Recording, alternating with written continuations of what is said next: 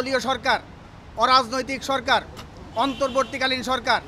কাজেই এই দেশের যে রাজনৈতিক পরিস্থিতি, আইনশৃঙ্খলা পরিস্থিতি এবং একটা সুস্থ রাজনৈতিক সংস্কৃতি সেইটা গড়ে তোলার জন্যে এই সরকার একা পারবে না।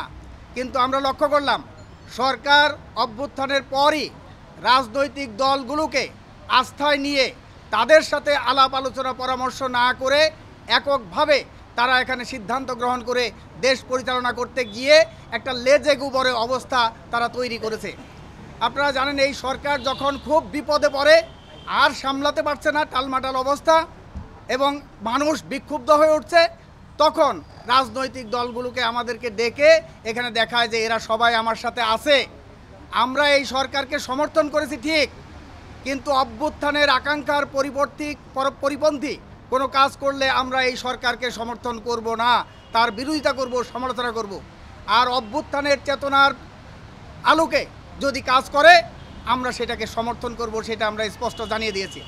আজকে যে মব কালচার তৈরি হয়েছে আমরা স্পষ্ট বলেছি এই মব সরকারের পক্ষ থেকে প্রশ্রয় দেওয়া হয়েছে।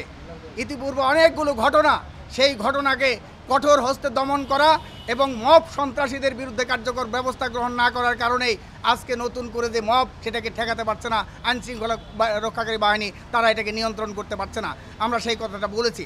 আমরা বলেছি যে একটা দল, সেটা নতুন দল, এখনও নিবন্ধিত দল না, ছাত্ররা এই গণ অভ্যুত্থানের নেতৃত্ব দিয়েছে, আমাদের সম্মান আছে, তাদের প্রতি শ্রদ্ধা আছে, ভালোবাসা আছে, স্নেহ আছে, কিন্তু তার মানে এই না অপরাপর রাজনৈতিক দলগুলোর সাথে বৈষম্য তৈরি করে একটা দলকে সরকার পৃষ্ঠপোষকতা দেবে।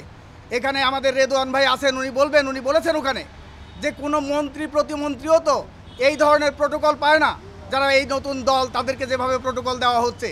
এখন অন্য কোনো রাজনৈতিক দল সভা সমাবেশ করতে গেলে তাদেরকে কি তারা ওই এপিসি দিয়া, সেনাবাহিনী তাদেরকে দিয়া, ইতিমধ্যেই যে সোশ্যাল মিডিয়া পত্রপত্রিকায় খবর বেরিয়েছে তাদের এই গোপালগঞ্জের প্রোগ্রাম করতে, কক্সবাজারের প্রোগ্রাম করতে সেনাবাহিনীর রাষ্ট্রের 8 কোটি টাকা খরচ হয়েছে, যেখানে প্রধানমন্ত্রীর জন্যে 21 লাখ, রাষ্ট্রপতির জন্যে সেখানে 25-30 লক্ষ টাকা সেখানে খরচ হয়, তাদের পিছনে 8 কোটি টাকা খরচ হয়েছে। রাষ্ট্রের এবং জনগণের টাকা এইভাবে খরচ করার অধিকার এই সরকারকে কেউ দেয় নাই। আমরা সেটার বিরোধিতা করছি এবং তারা পক্ষপাতমূলক যে আচরণ করছে সেই আচরণেরও আমরা নিন্দা জানিয়েছি।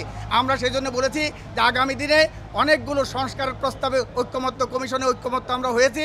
আগামী দিনে একটা সুষ্ঠু ভালো নির্বাচনের মধ্য দিয়ে ভালো মানুষ যাতে সংসদে যেতে পারে এবং তারা গিয়ে দেশ এবং জনগণের কল্যাণে অভ্যুত্থানের পরিপূরক হিসাবে কাজ করতে পারে, দেশ গঠন করতে পারে, নতুন বাংলাদেশের যে স্বপ্ন সেই স্বপ্ন যাতে পূরণ করতে পারে, সেই লক্ষ্যে এই সরকারকে নিরপেক্ষতার যে প্রমাণ সেই প্রমাণটা দিতে হবে। ইতিমধ্যেই জনগণের মধ্যে পারসেপশন এই সরকার নিরপেক্ষ নাই।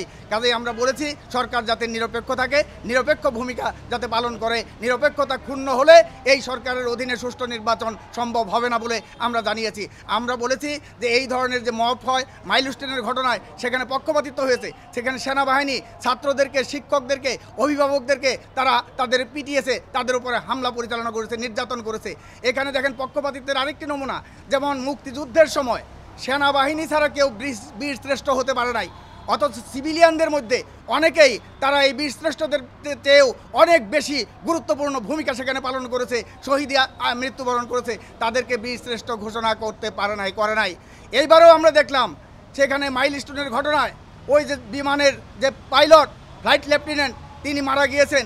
সেখানে সশস্ত্র বাহিনীর প্রধানরা সেখানে গিয়েছেন, উপদেষ্টা, স্বরাষ্ট্র উপদেষ্টা সেখানে গিয়েছেন, কিন্তু মাইলস্টোন স্কুলের শিক্ষিকা মেহেরুন চৌধুরী তিনি মারা গেলেন। তার দাফনের সময়, তার সৎকারের সময় উপদেষ্টাদের কারো দেওয়ার সময় হলো না। আমরা মনে করি এটা বৈষম্য, এটা পক্ষপাতিত্বমূলক আচরণ। আমরা এই ঘটনার তীব্র নিন্দা এবং প্রতিবাদ জানিয়েছি। ধন্যবাদ সকলকে। আমরা বলেছি যে অভ্যুত্থানকে সফল করতে হলে, চেতনাকে ধরে রাখতে হলে আমাদের রাজনৈতিক ঐক্য লাগবে এবং সেই ঐক্য আমরা বজায় রাখবো। এবং সরকারকে বলেছি যে মাঝে মাঝেই আমাদের রাজনৈতিক দলগুলোর সাথে অন্ততপক্ষে প্রতি মাসে বৈঠক করে তাদের পরামর্শ মতামতের ভিত্তিতে আপনি সরকার পরিচালনা করবেন, এই কথা বলে সবাইকে ধন্যবাদ জানিয়ে আমি আমার কথা শেষ করছি।